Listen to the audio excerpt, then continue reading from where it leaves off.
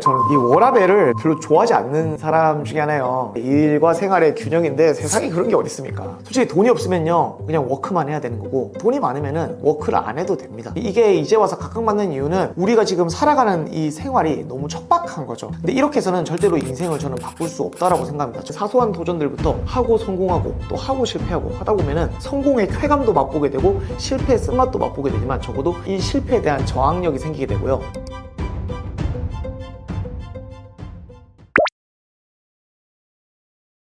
저는 솔직히 말해서 거지였어요. 부산에서도 달동네에 살던 사람이고 부모님한테 물려받을 재산보다는 빚이 훨씬 더 많은 사람이었는데, 사실 이제 우리가 자본주의에 살잖아요. 이 자본의 3요소라고 부르는데 이제 돈, 그리고 재화, 그리고 저는 이 시간을 3요소라고 생각을 합니다. 근데 저한테는 돈이나 어떤 재화는 없었잖아요. 없다 보니까 나한테 가지고 있는 유일한 무기가 뭘까라고 항상 고민을 많이 했던 것 같은데, 그 무기를 고민하다가 항상 나오는 대답은 남는 게 시간이잖아요. 그래서 시간밖에 없었어요. 근데 제가 과연 시간을 잘 쓰고 있느냐라고 생각을 했었을 때 아니었어요. 왜냐면은 제가 일을 하면서 남는 시간에 자거나, 그때 뭐 넷플릭스 이런 게 있던 시절 아닌데 뭐 유튜브 보고 뭐 그 당시 뭐 유행하는 이렇게 SNS 하면서 되게 시간을 흘려보내고 있던 것들이 많더라고요. 그러면은 이렇게 흘려보내고 낭비되는 시간들을 어떻게 해서든지 내재화시키고 가져와서 그거를 돈으로 바꿔야 되겠다라고 처음에는 생각을 했었습니다. 특히나 그래서 20대 때는요 제가 가지고 있던 시간들을 가지고 막 노가다도 해보고 과외도 해보고 정말 안 해본 알바가 없을 정도로 거의 다 해봤었는데, 그렇다고 막 크게 많이 벌었느냐? 좀 그렇진 않았어요. 그나마 좀 돈이 됐던 거는 과외 정도인데, 그러면 이제 저는 이렇게 생각하는 거죠. 같은 시간이라도 노가다를 할 때랑 과외를 할 때랑 그 단가가 달라지는구나. 그러면 난 조금이라도 더 내가 쓰는 시간에 단가를 높여야 되겠다라고 생각을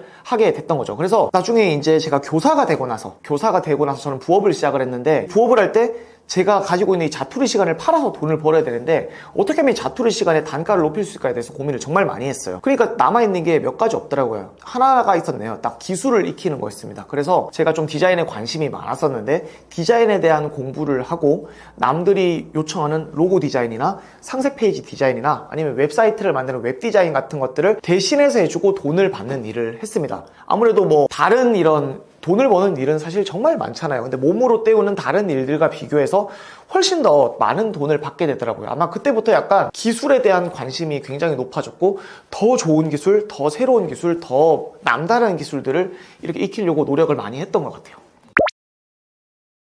저는 일단 부자가 되기 위해서는 좀 파트너십이라는 게 중요하다고 생각합니다. 파트너십은요 근데 한 두 가지가 될 것 같아요. 나와 내 직원들 간의 파트너십이 될 수도 있고요, 나와 아니면은 이 사회에서 만나게 되는 수많은 나의 동료들과의 또 파트너십도 있다라고 생각하는데, 어디든지 사람 관계에서는 내가 몰랐던 걸 알게 되고 얻게 되는 것들이 굉장히 많다라고 생각합니다. 그래서 직원들 간의 이 파트너십은 어떤 식으로 맺었냐면요, 최대한 어쨌거나 내가 제일 똑똑한 사람이 좀 되어줘야 될 것 같아요. 그래서 수많은 책을 읽고 수많은 것들을 공부하게 되면서 우리 회사에 뭔가 좀 잘못된 부분들을 고치는 겁니다. 아니면은 우리 회사에 이 정도 1시간이면 걸릴 일이 내가 볼 때 이게 2시간, 3시간이 걸리고 있다면은 어딘가 뭔가 잘못된 부분이 있다는 것인가? 그런 것들을 찾아서 고치고 그것들을 교육하고, 이거를 반복하다 보면은 굉장히 생소하고 굉장히 추상적이지만 시스템이라는 게 만들어져요. 원래는 이게 3시간 걸리던 일인데 대표님이 이렇게 처리하라고 했으니까 나는 이렇게 해야지가 전통이 되고 그 회사의 문화가 되면은 그게 시스템이 돼요. 그래서 이제 이런 것들을 파트너십을 잘 맺어야 되는데, 무작정 시키기만 하면은 직원들이 말을 안 듣더라고요. 그래서 최대한 직원들과 소통도 많이 하면서 그들이 겪고 있는 어려움에 귀를 기울이면서 이런 거 우리 한번 이렇게 같이 해결해보자, 이런 건 어때, 저런 건 어때 하면서 어떤 이런 협의를 통해서 어떤 구조들을 만들다 보니까 시스템이 만들어지고, 그러다 보니까 이제 직원들도 저희가 협의하는 대표다 보니까 대표님 제가 이번에 AI 기업 중에 이런 거 알아왔는데 이런 것들을 좀 이런 부분에 적용하면 조금 더 효율적일 것 같은데 이거 적용하면 어떨까요? 이런 제안들이 점점 많이 들어오게 되더라고요. 그래서 과감하게 또 수용하고, 또 그게 아니면 과감하게 버리기도 하고 더 업그레이드 하기도 하다 보니까 직원들과의 저의 관계를 바탕으로 한 시스템이 만들어졌어요. 그래서 이런 파트너십도 또 중요했던 것 같고, 이런 게 이제 만들어지고 나면요 자연스럽게 매출이 만들어지고 조금 기업으로서의 가치가 성장하게 됩니다. 그 밖으로 나가서 만나는 사람들의 조금 뭐랄까요, 이런 레벨이 높아지게 되는 것 같아요. 예전에는 제가 월 1,000 벌 때는 월 1,000 버는 사람들끼리 노는데 월 1억을 벌게 되면 좀 그 정도 레벨을 만나게 되고, 월 10억을 벌게 되면 또 그보다 훨씬 높은 레벨의 사람들을 만나게 되는데, 그들 속에서 대화를 하다 보면은 또 엄청나게 많은 힌트들이 나오잖아요. 저는 그래서 지금도 항상 수첩과 펜을 들고 다니는데 뭐가 나오면 항상 기록해놔요. 그것도 폰으로 안 쓰고 저는 수기로 항상 기록을 해놓습니다. 이유는 조금이나마 빨리 기억을 가져오려고. 그리고 또 직원들과의 파트너십에서 제가 바깥에서 들어온 이런 힌트들을 풀어내고 거기서 막 방법들을 찾아내고 그리고 하다 보니까 굉장히 회사가 빠르게 발전했던 것 같아요. 이런 거라고. 근데 브랜딩을요, 대부분의 많은 사람들이 굉장히 또 추상적으로 생각하시고 이걸 내가 해서 될까? 라고 이렇게 대부분 의문을 갖는 분들이 많으세요. 왜냐면 브랜딩이라는 게 많은 분들이 단순히 그냥 유명해지는 걸로 착각하는데 단순히 생각하면은 그런 게 맞는 것 같아요. 근데 이제 브랜딩을 제가 오늘 설명해 드리면은요, 약간 인식의 영역이라고 생각하면 됩니다. 마케팅은 이런 겁니다. 내가 너를 사랑해 라고 내가 사랑하고 있다는 것을 이 사람한테 알린 게 마케팅이면은요, 이 사람이 제가 나를 사랑하고 있구나 라고 인지하게 되는 거를 브랜딩이라고 생각을 합니다. 자, 그러면 어떤 느낌이냐면요, 길거리를 가는데 어떤 여자분이 샤넬백을 하나 사서 메고 가면은 샤넬백이다, 비싸겠네, 부럽다, 이렇게 내 머릿속에 어떤 인식이 들게 된다면 그게 브랜딩이라고 생각합니다. 그래서 이 브랜딩이라는 것은 단순히 제품에만 적용할 수 있는 게 아니라 우리 개개인들에게도 적용을 할 수가 있어요. 제가 막 그래서 SNS나 이런 것들을 굉장히 많이 강조를 하는 사람인데, 나를 알리면서 동시에 나를 인식시켜라. 그래서 알리는 것만 하는 게 아니라 알리는 것 속에 스토리가 있어야 되고 내가 전하고자 하는 어떤 가치나 전달하고자 하는 바가 명확히 드러나야 된다라고 생각합니다. 브랜딩이 된다는 게 어떤 느낌이냐면요, 시장에 가도 샤넬백이랑 비슷하게 생긴 이런 소가죽으로 만든 가방이 있어요. 근데 그런 거는 몇만 원밖에 안 하는데 얼마 전에 그 샤넬 매장에 가보니까 1,500만 원이 넘더라고요, 클래식백이. 자, 더 비싸지는 거죠. 즉, 나도 인식하고 남도 인식하고 수많은 사람, 인식하는 사람들이 늘어나면 늘어날수록 그거는 이제 수요 공급의 법칙에 의해서 수요하려고 하는 사람들이 더 늘어나게 되고 수요가 많아지면은 가격이 높아지게 돼요. 그래서 브랜딩을 하는 것이고, 이렇게 알리려는 노력 속에 내가 전하고자 하는 바만 명확하게 한다면은 브랜딩을 할 수 있고 가격을 충분히 높일 수가 있다고 저는 설명드리고 싶어요. 전 사실 이거 솔직하게 말씀드려도 되는 건 맞죠. 이 워라밸을 저는 진짜 굉장히 좀 별로 좋아하지 않는 사람 중에 하나예요. 이게 워라밸이 이거잖아요. 워크라이프 밸런스인데 일과 생활의 균형인데 세상에 그런 게 어디 있습니까? 솔직히 돈이 없으면요, 그냥 워크만 해야 되는 거고 돈이 많으면은 워크를 안 해도 됩니다. 근데 이제 아무래도 이 워라밸이란 말이 왜 나왔냐면요, 이 워라밸이 이게 굉장히 좀 오래된 역사를 가지고 있는 단어예요. 제가 알기로도 거의 1980년대 막 70년대 이런 시기에 나왔을 거가 맞나요? 예, 아마 굉장히 좀 오래된 용어예요. 근데 이게 이제 와서 각광받는 이유는 우리가 지금 살아가는 이 생활이 너무 척박한 거죠. 열심히 직장에 가서 9 to 6 일하고 퇴근하는데도 그냥 퇴근하는 게 아니잖아요. 지옥철에 껴가지고 집에 와서 씻고 뭐하고 하다 보면은 8시, 9시니까 사람이 고생하고 나면 보상심리가 발동하게 되고 그 보상심리가 이제 맥주 먹고 치킨 먹고 이제 자는 건데, 아니면 넷플릭스를 보거나. 근데 이렇게 해서는 절대로 인생을 저는 바꿀 수 없다라고 생각합니다. 저는 그래서 스스로한테 좀 약속을 했어요. 그 약속을 어떻게 했냐면은 네이버 제가 블로그를 운영을 하고 있는데 이 블로그에다가 제 목표를 썼어요. 선언하기죠. 나 이렇게 할 거야. 이렇게 하기 위해서 이런 것들 할 거야. 이런 것들을 굉장히 많이 적어놓고 저 스스로를 약간 이 약속 속에다가 좀 봉인을 했던 것 같아요. 왜냐면 이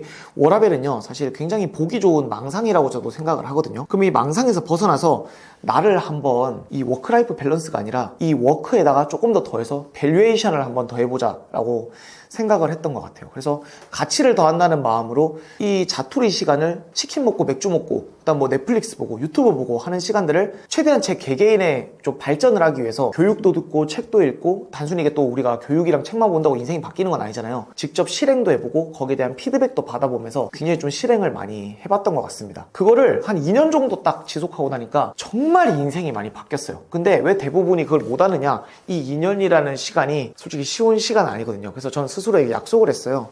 어차피 인간의 이 마음이 작심삼일밖에 안 된다라고 한다면은 이 작심삼일을 정말 2년 동안 반복하자. 그렇게 했더니 진짜 인생이 많이 바뀌더라고요. 그래서 저는 이렇게 좀 말씀을 드리고 싶어요. 일단은 당연히 본업이 저는 우선순위가 되어야 된다라고 생각하고, 남아있는 시간을 어떻게 쓸지에 대해서 대부분 다 생각을 잘 안 하는 것 같아요. 그러니까 굉장히 즉흥적이에요. 직장에다가 전화가 옵니다. 야, 맥주 한잔 할래? 아, 그래? 시계를 봤더니 약속이 없어. 나가서 맥주 한잔 하는 거고. 그런데 나 오늘 집에 와서 뭐 하지? 이렇게 가다 보니까 할 거 없네. 넷플릭스나 봐야지 하고 띵 하면서 켜고, 아니면 배고프네? 이거는 전 되게 너무 약간 원초적이고 좀 이렇게 1차원적인 삶이라고 생각하는데, 저는 본업은 당연히 중요한 거고 나머지 2순위, 3순위, 4순위, 5순위에 대해서 내가 할 일과 해야 될 순서에 대해서 명확하게만 정해놓는다면은 집에 가서도 아 맞다 나 2순위로 이거 하기로 했지라는 생각이 들기 때문에 조금 다른 유혹들로부터 좀 벗어나고 조금이라도 더 생산성 있는 시간을 만들어낼 수 있다고 생각을 해요. 사실 이게 우리나라가요, 좀 실패에 대해서 관대한 나라는 저는 아니라고 생각을 합니다. 실제 이게 실패를 하면은 좀 딛고 일어서기가 어려운 경우가 되게 많은데, 저는 사실 지금은 실패를 두려워하지 않게 되었어요. 왜 그러냐면은, 저는 굉장히 많은 도전을 했고, 많은 실패가 있었기 때문에, 제가 만약에 100번의 실패를 했다라고 가정을 한다면은요, 한 번을 실패해도 내가 그동안 했던 실패의 1%에 불과합니다. 근데 이제 우리나라에 약간 좀 이런, 어렸을 때도 이렇게 경쟁사회를 커하고 공부하면서 이렇게 경쟁을 하고 성인이 돼서 이렇게 경쟁을 하다 보니까 뭔가 실패를 하면은 진짜 뭔가 큰일 날 것 같다 보니까 애초에 사람들이 그 실패가 두려워서 완벽주의자가 되거나 도전 자체를 안 하세요. 완벽주의자가 되는 게 좋은 거라고 생각하실 수 있는데, 완벽주의자가 되면은 완벽하게 하려다가 실행을 못 하고요. 또 실패가 두려우면 아예 실행 자체를 못 하는 경우가 굉장히 많게 되더라고요. 그래서 저는 직원들한테도 늘 이런 얘기를 많이 합니다. 실패를 안 해본 사람은 한 번의 실패가 100%의 실패지만, 저처럼 100번 실패해본 사람들은요, 한 번 실패도 1%의 실패밖에 안 되기 때문에 실패해도 별로 그렇게 데미지가 안 들어와요. 그래서 실패를 무조건 해라는 것보다는 저는 작은 도전들을 많이 하셔서 작은 성공을 많이 하라고 좀 말씀을 드리고 싶어요. 예를 들어서 굉장히 쉽습니다. 아까 전에 우리 또 피디님께서 말씀해 주셨는데 5시에 일어나서 러닝 했다길래 저는 솔직히 속으로 깜짝 놀랐는데, 저한테 이제 작은 도전을 주는 겁니다. 난 내일 5시에 일어나서 무조건 러닝을 할 거야. 자, 그리고 그 다음날 일어났더니 9시야. 자, 실패했죠. 이런 것도 실패예요. 이런 정말 말도 안 되는 사소한 도전들부터 하고 성공하고 또 하고 실패하고 하다 보면은 성공의 쾌감도 맛보게 되고 실패의 쓴맛도 맛보게 되지만, 적어도 이 실패에 대한 저항력이 생기게 되고요. 그리고 모든 실패는 반드시 경험이 있다고 저는 생각합니다. 제가 인생에 가장 큰 실패를 했던 때가 언제였냐면요, 28살인가 29살 즈음에 했었어요. 웨딩 사업을 하다가 이 웨딩 사업을 하던 직원들이 배신하고 쫙 다 나가게 되면서 집단 퇴사를 하면서 제가 진짜 한 방에 몰락했거든요. 하루아침에 직원이 없는 회사의 대표가 돼버리니까 어떻게 되겠죠? 위약금들 발생하고 망했어요. 특히 제가 하던 사업이 뭐였냐면요, 웨딩 컨설팅 사업이었어요. 웨딩 플래너와 예비 신부들 간의 계약이기 때문에 웨딩 플래너가 나가게 되면요, 그 계약이 다 부서지게 됩니다. 그래서 위약금 물어줄래? 나갈래? 그러면 대표이사인데 짐 싸서 나가야 돼요. 이렇게 이제 회사를 뺏기는 경험을 하게 되면서 사실 제가 임용고시를 치게 됐었는데요. 임용고시를 치고 교사를 했었는데, 저는 그래서